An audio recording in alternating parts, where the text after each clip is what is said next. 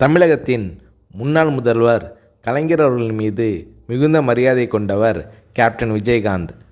Captain Vijayakanth, Premalatha ஆகியோரின் திருமணம் கலைஞர் கருணாநிதி அவர்களின் தலைமையில் 1990ஆம் ஆண்டு ஜனவரி 31 நடைபெற்றது.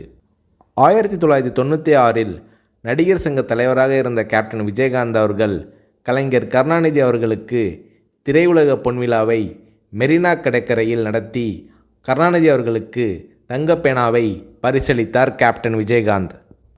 கருணாநிதி அவர்களும் விஜயகாந்த் அவர்கள் மீது மிகுந்த அன்பு கொண்டவர்.